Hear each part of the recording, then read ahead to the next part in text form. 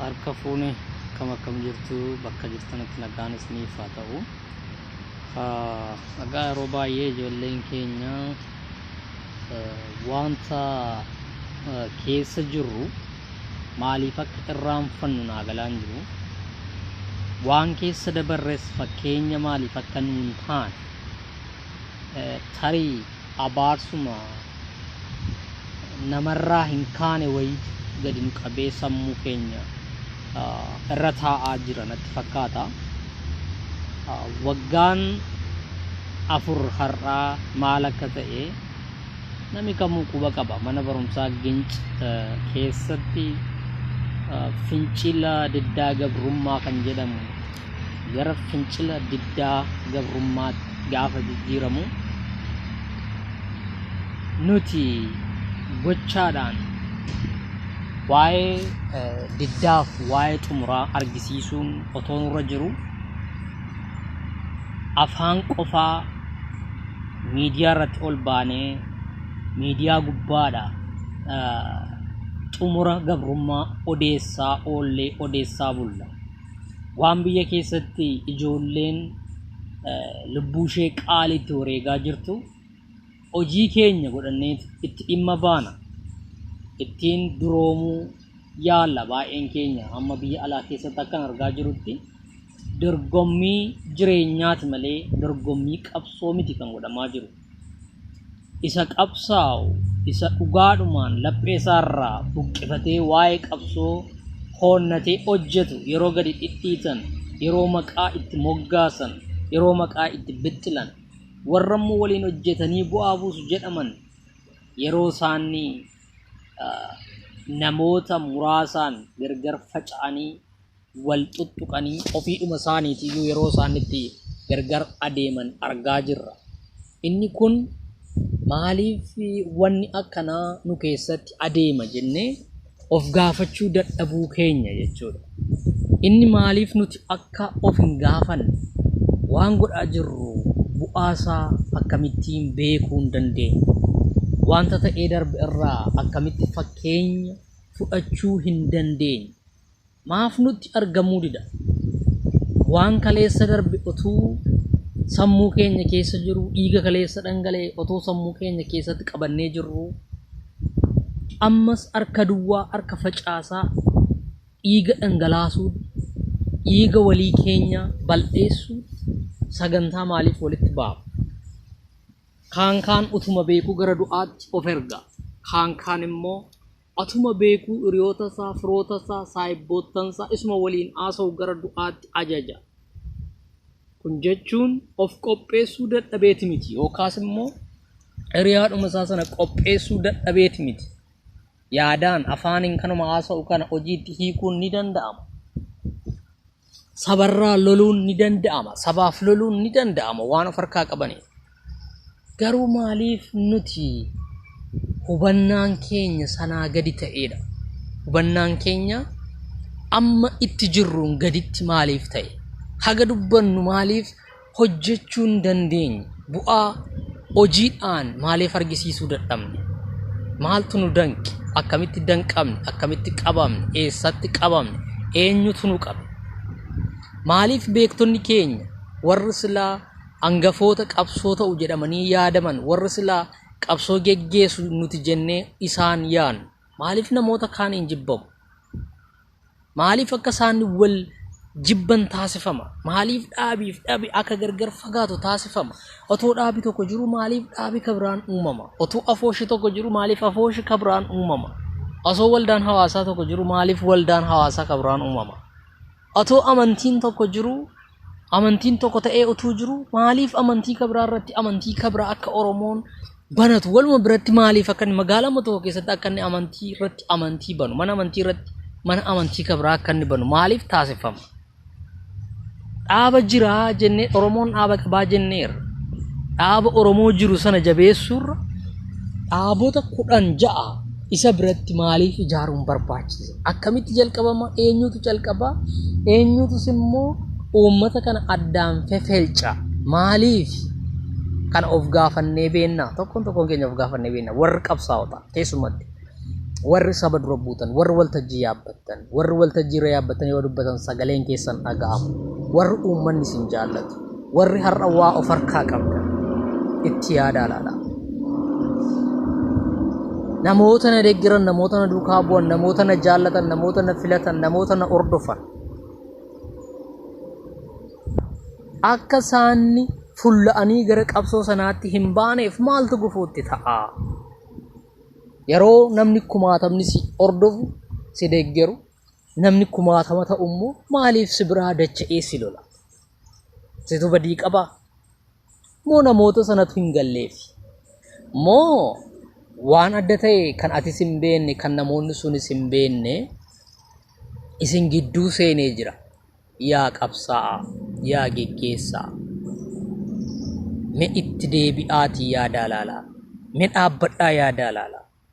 Keessumatti gootota gurguddoota abbootii keenya warra beektotaa, warra profeesarotaa, warra ogeeyyii haga biyya alaallee, biyya Ameerikaallee, biyya Awurooppaa keessallee deemanii barsiisanii galanii dhaqanii mana dukkanaa keessatti hidhamanii taa'an sana laalaa. Warri achi jiran silayyuu achuma jiru. Warri achi keessatti dhamdhama abiddaa dhamdhaman hidhaa dararama garaa garaa keessa warri turan ammayyuu achuma jiru. Dhibeen isaanii, cinqiin isaanii, rakkinni isaanii ammayyuu achuma keessa jira. Maaltu isaaniin xaxee xaqaree achi isaan kaa'e? Maaliif warri biyya alaa ba'an immoo deebi'anii dhaqanii saba isaanii irraa falmuurra, saba isaanii irraa bakkee keessa olii gadi deemanii uummata isaanii keessa deddeemanii akka isaanii duriitti maaliif falmachuu dadhaban? Biyya alaa dhufanii yeroo deebi'an wanta itti dibatee jira, waan isaan duukaa galee jira, jecha duukaa deemee jira, viidiyoo duukaa deemee jira, barreeffama duukaa deemee jira. Tariin beektanii laata? Isinoo yaa hoogganoota maal quba qabdu? Maaltu isinitti dhaga'ama?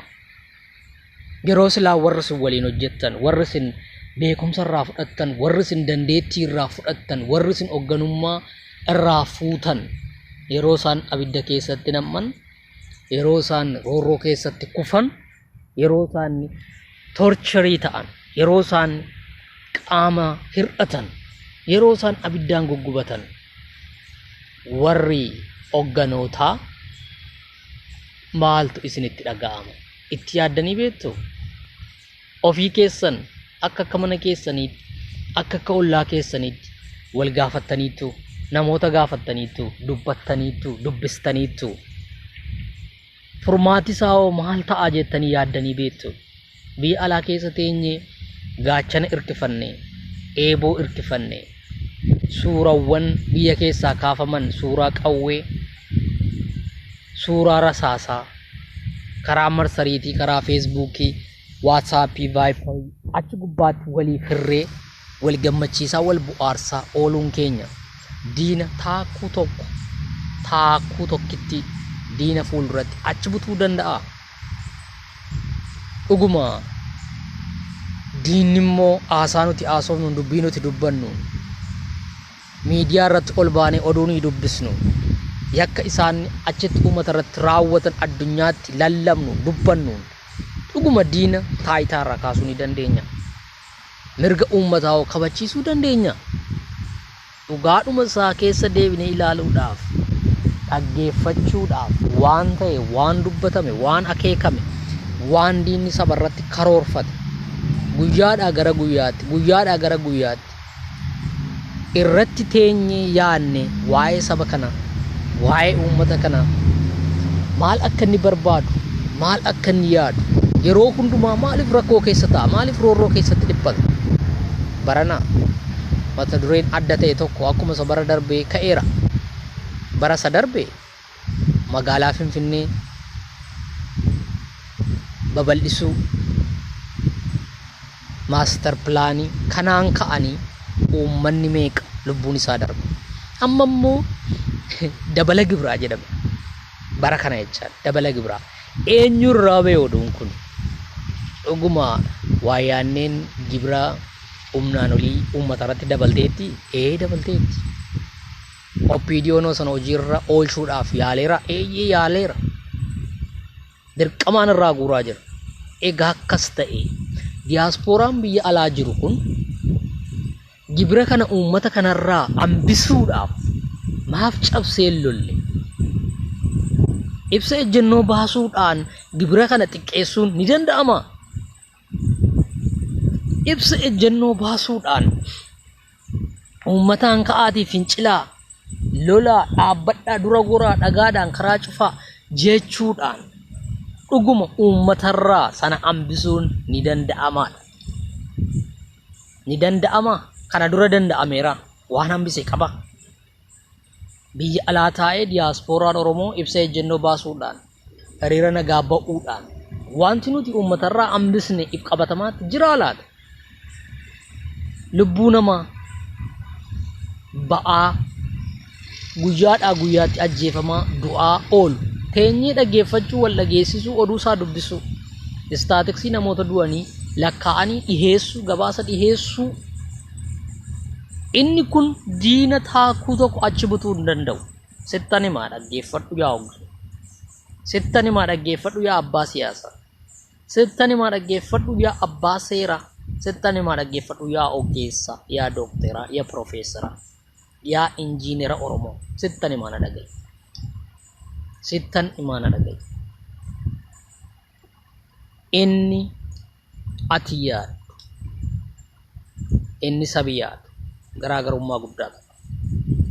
Akka ofii keetiitti yaadde, akka hoogganummaa keetiitti yaadde saba kana dhugumaan bu'aa tokko buusuuf hin dandeessu. Wanta sabi yaadu isa sabi yaadu sana isa sabi barbaadu sana akka sabi ta'uu barbaadu sana yaada isaa irraa fuudhiitii yaada sabaa sana deebisii sabatti gadi buusi.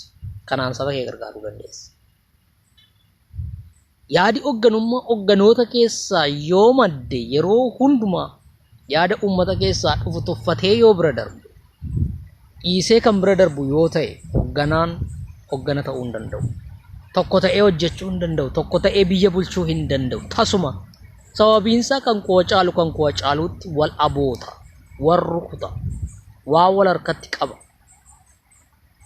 Manifestoodhuma baafate utuu wal harkatti harkisuu wal harkatti ciree harka duwwaa afa of geggeessuu wallaala. Seera ofii baasa irra ejjeta. Waan uummanni qabu immoo dhoksaa uummati qabu immoo icciitii uummataa immoo dabarsee diinatti hima. Sababiinsaa hooggana isaa isa waliin hooggana ta'uudhaaf ka'e sana waan falmuuf, isa waan jibbuuf, isa waan tuffatuuf namicha sana bisheessuudhaaf jecha diinatti dhaqee irkata. Garri tokko qaamni tokko yeroo diinatti irkatu qaamni biraan immoo ammalleen achuma taa'ee qabsoo waliin adoodha. Yeroo diinatti hirkatu gaa qaamni biraan humna godhata. Yeroo humna godhatu diinni si tumsa si dhaaba. Qabee si dhaaba. Gaafati lafaa kaatee irra ol yaabuudhaaf tolfattu miila si jalaa dhahee qileetti gasi deebisa. Ammas waggaa 100 achi tattaafatta. Yeroon diinni immoo barcuma sii dhaabee kotta sirra taa'isiin jedhu ati immoo hiixattee silaa mataa diinaarra ejjechuurra hiixattee mataa obboleessa keetii isa biraa dhufte irra ejjettee gadi qabda. Isa teessoo hudduu keetis isa godhatta. Ejjennaa miila keetis isa godhatta. Diinarra ejjechuu dhiiftee tooftaa itti fayyadamuu dhiifteetu diina dhiiftee saba keetti quba qabuu eegalta. Isa kanaafitu hoogganoonni keenya biyya alaa keessatti har'a of uumanii of as baasan milkaa'uu hin danda'ani.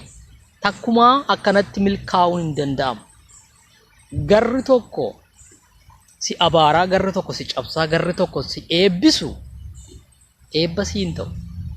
Maaliif abaarsa keessa jira waan ta'eef dhiiga tokko qabna, aadaa tokko qabna, afaan tokko qabna, safuu tokko qabna, lafee tokko qabna. Yaa jaran gar tokko nu abaaraa, gar tokko nu eebbisa taanaan eebba ta'eef abaarsa ta'ee hin beeknu kan nuuf ta'u. Yookaan immoo lamaanuyyuu hin dhaga'amu ta'a. Akkuma sanaan jiraan. Oromoon barootaan gabrummaa keessatti itti fina yoo jettani akkuma gargar facaatanitti itti fufaa. Oromoo baranuma immoo bilisoomsina yoo jettan immoo as deebi'aatii wal gaafadhaa warra hoogganoota. Waldaa hawaasaa kan hooggantan, afoosha kan hooggantan, dhaaba kan hooggantan, waldaa amantii kan hooggantan hogganootuma kan taatan barreessitoonni kitaabaa dooktaroonni ogeessitoonni dhimma seerarra kan hojjettan injiinaroonni dhimma keessan hojjedhaa dhimma siyaasaa wajjin walitti rukutamina siyaasi nama siyaasaatii fi qara ittiin nyaachuu danda'a siyaasni nama dhimma siyaasaa hin baranne qara isa qala kana beekaa kana jala naamuraatii qabadha siyaasni nama dhimma siyaasaa hin baranneef nama dhimma siyaasaa hin hordofneef nama dhimma siyaasaa keessatti hirmaatee hin beekneef qara isa qala nama dhimma siyaasaa barate nama dhimma siyaasaa tooftaa siyaasa itti fayyadamuun siyaasi namatti fayyadamu warri baratan akka siyaasatti hin fayyadamneef yoo barattee ta'e tooftaatti siyaasatti fayyadamtu yoo barattee ta'e ittiin duroomta ittiin biyya bulchita ittiin of ijaarta ittiin of dhaabda siyaasi qara si nyaachisa kana siif himuun kooyyuu way tokkoof of beektu sinis warri waan kana dubbachaaf jiru sinis of beektu siyaasa barattanii qara siyaasaa argattanii ittiin qalattanii ittiin nyaattan isa dhimmi siyaasaa hin galleef isa dhimmi siyaasaa isa rakkisummoo ittiin qaltan akka inni ittiin of qalu taasistan siyaasa dalgaa ittiin tanii siyaasa of hin qopheessine siyaasa of hin ijaarre siyaasa hundee hin qabne siyaasa bu'uura way tokko lafa kaa'atee lafarraa hin qabne uummata harka diinaatti naxxan abidda diinaatti naxxanii uummata waadaa jirtu ofii keessanii immoo qara siyaasaa beektu abidda siyaasaa beektu ittiin nyaata bilcheeffattu abidda siyaasaa namni beeku nyaata ittiin bilcheeffata abidda siyaasaa namni hin beekne immoo itti nam'ee waliin gubata abidda siyaasaa beekuun barbaachisaadha bishaan siyaasaa nama bishaan siyaasaa beekuu fi dhugee ittiin dheebuu ba'a dhugee ittiin dheebuu ba'a inni bishaan siyaasaa beeku inni galaana siyaasaa beeku daakee ittiin laga ce'a dhugee dheebuu ittiin ba'a ittiin dhiqata xurii ofirraa baasa inni immoo bishaan siyaasaa hin hubanne adeemsa bishaan siyaasaa hin hubanne bishaan siyaasaa ol yaa'aaf gadi yaa'aaf inni addaan baafatee hin beekne keessa bu'ee nyaatama waan qabatu wal dhaala kanaaf nama baay'ee ooftanii bishaan siyaasaatti naxxanii bishaan nyaachiftaniittu nama baay'ee abidda siyaasaa waa'ee abidda siyaasaa warra hin beekne ooftanii itti naxxanii akka qoraaniitti isaaniin bobeessitanii ittiin nyaata bisheeffataa jirtu quba qabaadhaa ulee siyaasaa warra ulee siyaasaa hin beekne nama ulee siyaasaa waan uleen siyaasaa fakkaatu warra quba hin qabne itti laattani ulee siyaasaatti kennitani ittiin wal reeban jecha ittiin wal caccabsan ittiin wal tumani ittiin mataa wal babbaqassan warri ulee siyaasaa hin beekne isin warri ulee siyaasaa beektan immoo qabattanii ittiin gaara baatani qabattanii ulee siyaasaa dhaabbattanii ittiin laga ceetan ulee siyaasaa dhaabbattanii ittiin bashannantan ulee siyaasaa ittiin mana ijaarrattan kana quba qabaadha har'as isinitti maan jira kaleessa isinitti mee waggaa ja'a dura isinitti mee har'as waggaa ja'aan booda irra deebi'een isinitti himaa jira uffata siyaasaa warra uffata siyaasaa quba hin qabne uffati siyaasaa maal akka inni ta'e warri quba hin qabne ittiin kafanaman ittiin awwaalaman ittiin maraman ittiin ukkaanfaman ittiin afuurri isaan cite isin warri uffata siyaasaa quba qabdan beektan waa'een isaa isinii gale ittiin koortani uffattanii qorra jalaa dhokattan uffattanii aduutiin ofirraa ittistan uffattanii irriba gaarii irriba nagaa raftan warra immoo uffata siyaasaa maal akka inni ta'e quban qabne immoo ittiin of kafansiistan akka isaan ittiin of kaamsan taasiftan kan ammas irra deebi'een isinitti himuu barbaada isinis akkasin hubattanan barbaada har'a ulee siyaasaas ta'u bishaan siyaasaas ta'u uffata siyaasaas ta'u abidda siyaasaas ta'u galaana siyaasaas ta'u kan sabni keenya ittiin nyaatamaa ittiin reebamaa ittiin awwaalamaa ittiin ukkaanfamaa ittiin gubachaa keessa bu'ee ittiin dhidhimaa jiru gaaf tokko isinitti yommuu galagalu cofti kun akka tulluu guddaan namarratti jigeetti jalattaftu sababiinsaa tulluu yoo namarratti jigee namarraa kaasa isin immoo namni isin qabdan ergii isinirraa dhume tulluuti isinirratti jigamtu hin ta'in namatti isinirratti jiga hormati isinirratti jiga nama isinirraa kaasuu qabdan kanaafan isiniin jechaa jira wal hubadhaa wal gaafadhaa itti deebi'aa warri mana amantiis wal gaafadhaa warri waldaa hawaasaa geggeessitanis wal gaafadhaa warri dhaabilee garaagaraa geggeessaa jirtanis wal gaafadhaa warri afoosha hooggantanis of gaafadhaa eenyuutan hirkadhee jira maalan gochaa jira eenyuutu na duukaa bu'aa jira eenyuutu na hordofaa jira anoo eenyuun hin hordofaa jira kana of gaafachuun baay'ee barbaachisaadha ulfaadhaa galatoomaa abdiidha